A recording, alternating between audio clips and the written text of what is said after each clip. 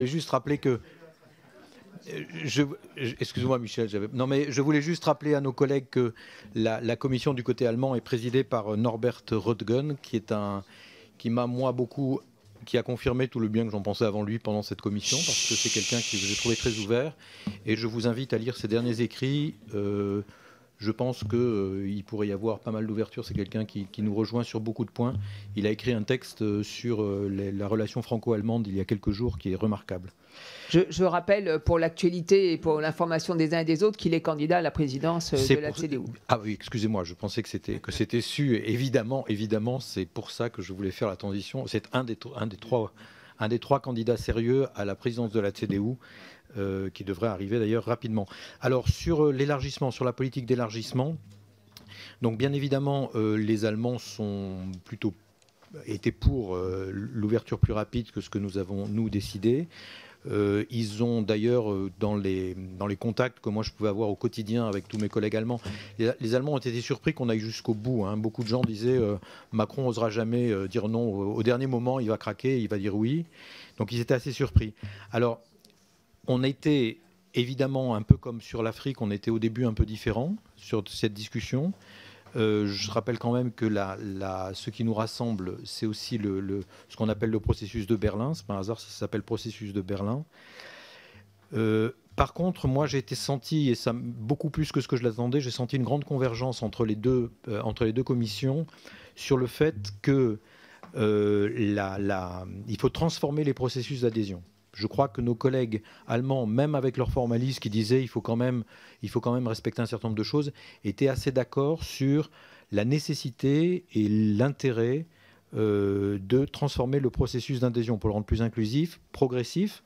Il y avait une petite hésitation quand dans notre non-paper, on a mis de la réversibilité. Là, on sentait que nos collègues allemands, très formels, la réversibilité, ça leur posait plus de problèmes.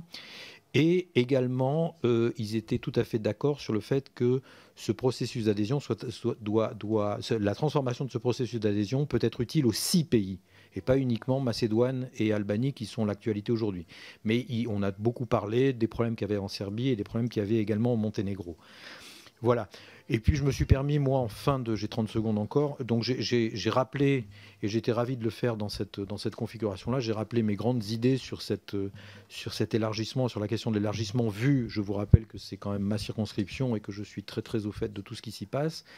Les deux grandes idées de ma circonscription, c'est d'une part, je pense que l'Europe doit politiquement réfléchir à la mobilité. C'est très bien qu'on ait une mobilité en Europe, mais il faut que cette mobilité soit équilibrée, soit durable.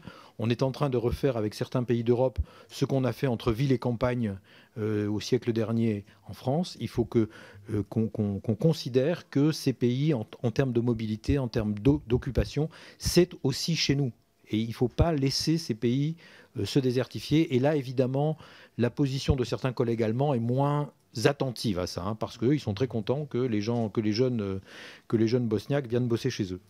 Voilà. Et puis, dernier point que j'ai développé, et j'étais aussi très heureux de le faire dans cette configuration-là, je suis persuadé que si l'Europe est l'avenir des Balkans, les Balkans sont l'avenir de l'Europe, mais dans une position qui est Balkan 11. C'est-à-dire qu'il faut qu'il y ait une réflexion régionale qui transcende la frontière actuelle de l'Union européenne, et que la réflexion sur l'avenir des Balkans, qu'on le voit de la Grèce, qu'on le voit de la Bosnie, qu'on le voit de la Bulgarie, qu'on le voit de la Croatie, ça doit être une réflexion commune qui commence à se passer un peu au niveau de l'interparlementaire que nous allons réussir à intégrer au processus de Berlin, qui à mon avis pourra jouer ce rôle, mais c'est une réflexion commune.